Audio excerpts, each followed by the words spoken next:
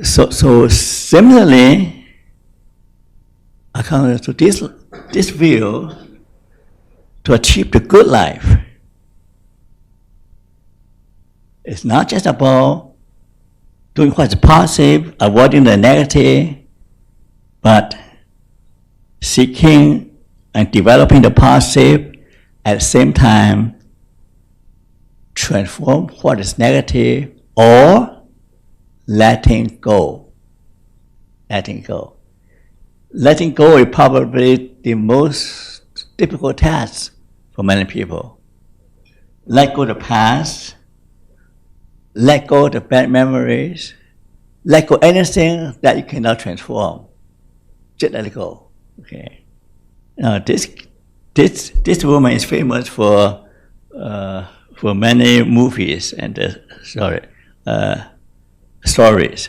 She said, "Life is full of suffering and beauty, because one can see beauty even in suffering, and see the world with a mind, with a meaning mindset, not a mind mindset, with another typo." Okay, there's one typo. Yeah. Okay. Life is good, but life is also scary. Life is full of wonders, but life is also full of suffering. You got me? Right? That's life. If you only say that life, think that way, okay? Think that way. If you tell children, "Oh, life is beautiful, people are good, everything is good," you're not doing them a favor, right? That's not real life. On the other hand, if you tell your children, "Oh, life is hard, don't trust people, they're bad. Don't speak to strangers, they're bad." That's not helpful either, right? Tell them to discriminate. Life is good and bad. There's some good people, there's some bad people. So they learn to be wise. Also, inoculation.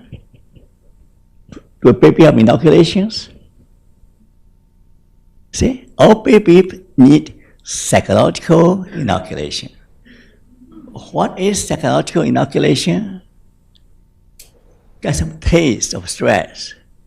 Get some taste of disappointment. Get some taste of frustration and learn how to handle it. A good parent will do that. Let the children struggle with their problems. Don't rush to help them. So this all a letter to prepare them for the future. Life is hard. Life is also beautiful. Eleanor Riley. If you have a dialectical mind, then you'll be already okay, right? This is something only research can settle. I don't know whether any good graduate students work with me, but this is an ongoing argument I have with Martin Seligman. Okay? He proposes to pursue happiness, but I'm saying that you can't pursue happiness without taking care of the opposite. That's a basic argument between parapsychology, the American parapsychology, and Canadian parapsychology. Canadian parapsychology is broader because we're multicultural. Okay, we're saying that you can't have happiness or strength without taking care of the opposite first. Okay, so I can prove that empirically. So if there any graduate student want to do research, come contact me. Okay. And another thing I try to drill in people's head, that if you want to be a light to the world, if you want to make a real contribution to the world, you have to be willing to make sacrifice. Now, we don't hear the word sacrifice very often. And Franco said that he that gives light must be willing to endure the heat. So I'm saying here is that he that want to live a meaningful life, shine in the cold dark night, must be willing to sacrifice as a candle. So the word sacrifice often put people off. You remember the famous marshmallow experiment, right? You want to have mushroom now, one mushroom now, or do you want to have two marshmallows, no mushroom, marshmallow, okay, or two marshmallows 10 minutes later?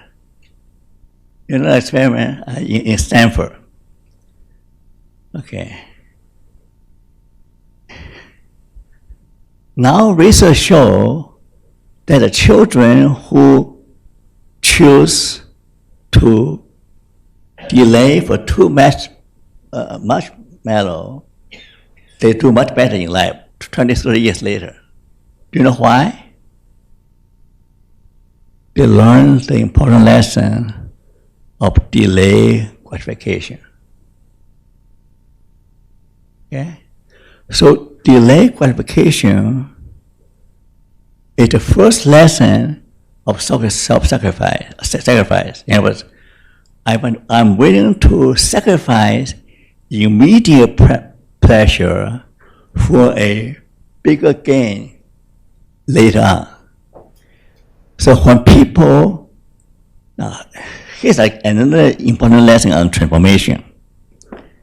People do not realize that if you are willing to suffer, to work hard, to sweat it out, to struggle, to sacrifice your time and energy, if you're not willing to sacrifice for a better future, you'll never have a better future. You'll never have one. If you want to create a better future, you can learn from little children. Delay immediate gratification, embrace the suffering. Now here's an angle. An angle is that the future success, the future joy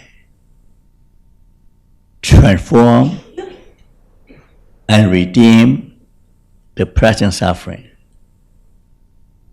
A pregnant mother thinking about that they're able to hold a baby in their hand after the baby was born, are willing to endure the suffering of giving birth. So that pain becomes positive because it leads to a better future of holding a baby in your hand. See me? So the idea of struggle, sacrifice for a better future instantly transform the suffering to make it more meaningful, make it positive. Do you follow my logic? Does that make sense? So suffering and sacrifice is often part of the process of achieving a better future. Okay?